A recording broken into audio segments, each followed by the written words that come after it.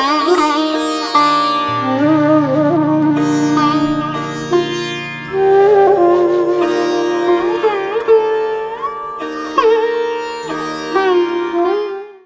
हनुमान जी ने पूछा, भगवान ये मेरे अंदर क्या हो गया? उन्हीं से पूछ रहे हैं कि क्या हो गया, क्यों हमने ऐसा किया?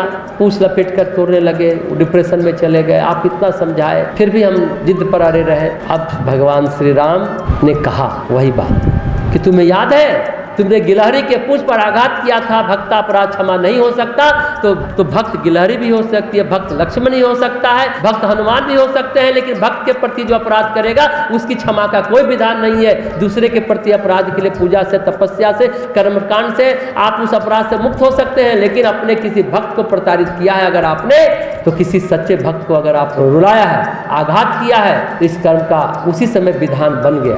भक्तापराध क्षमा नहीं होता, किसी भक्त को रुलाइए मत, परेशान मत करिए। तो दया में श्री रघुनाथ जी ने पवन कुमार से कहा, मेरे लिए लाया हुआ विश्वनाथ शिवलिंग यहीं चुपचाप पड़े रहने दो, यह लिंग दीर्घकाल तक पृथ्वी पर अपूजित रहेगा, भविष्य मैं स्वयं इसकी स्थापना करूंगा। तुम्हारी पूंछ यहीं छिन्न हुई है, तुम यहीं पर छिन्न पूंछ और गुप्त पाद होकर अपने गर्भ का स्मरण करते रहना। गुप्त पाद समझते हैं? पाद मतलब पैर। जब उखा रहे होंगे शिवलिंग तो पैर जमीन पर था, दबाव से पैर का छाप बन गया। गुप्त क्यों?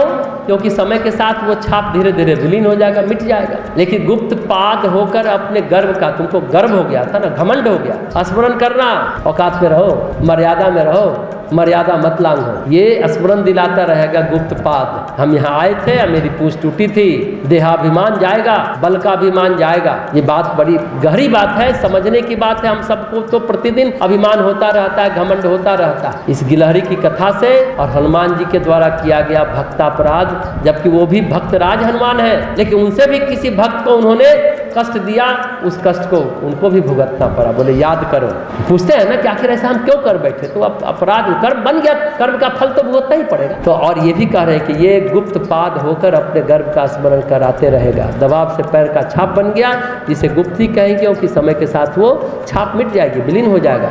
फिर हनुमान जी ने स्तुति की। ये स्तुति स्कंद पुराण के ब्रह्मखंड के सेतु महात्म खंड में वर्णित है।